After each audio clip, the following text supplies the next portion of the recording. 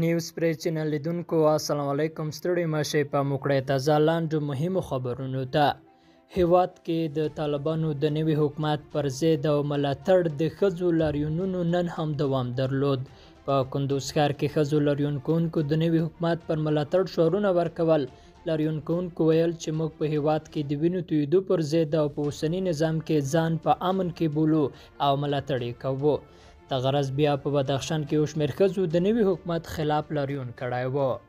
ازبکستان وایي افغانستان کې د سرپرست حکومت هرکلی کوو او همکاریو ته یې چمتو یو. د ازبکستان د بهرنیو چارو وزارت ویلي چې هیواد په افغانستان کې د سرپرست حکومت جوړېدو هرکلی کوي. د یاد وزارت په خبره ازبکستان په افغانستان کې د طالبانو له لوري د تازه اعلان شوي کابینې پر جوړېدو خوښ دی او دوی ورسره بشپړې همکارۍ ته چمتو دي. یادونه ده چې طالبانو تېره ورځ نه وخته خپله سرپرسته کابینه اعلان کړه او نوملړ یې له هیوادوالو سره شریک کړ.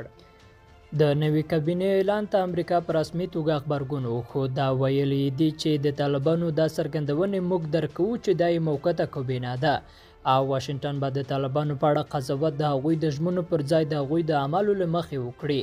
امریکا ویلي موږ یو ځل بیا طالبانو ته وریادوو چې افغانان د یوه ټولشموله حکومت مستحق دي. اردوغان وایي نوې کابینه سرپرسته د هر څه په ځیر څارو. ترکیه د طالبانو له لوري د نوې سرپرست کابینې پر اعلان غبرګون وښود. د ترکیه ولسمشر رجب طیب اردوغان په تازه څرګندونو کې ویلي چې د نوې کابینې له اعلان خبر شوی ده او په خبره یې طالبانو دا کابینه سرپرسته بللې ده. د اردوغان په خبره دوی هر څه ته په ځیر ګوري او تر ارزونو وروسته یې په اړه څرګندونې کوي. او روسیه او هند د افغانستان په اړه خبرې کوي.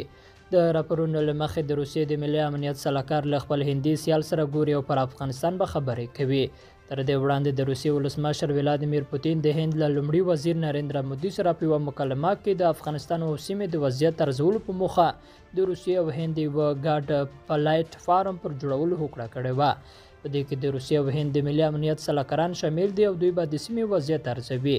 هندي رسنۍ وایي چې په نوې لیدنه کې به د افغانستان د وضعیت او احتمالي ګواښونو په اړه خبرې وشي او وروسته به د خبرو پایلې له رسنیو سره شریکې شي. لیدونکو له غوږ نیونه مو مننه. ښې چارې.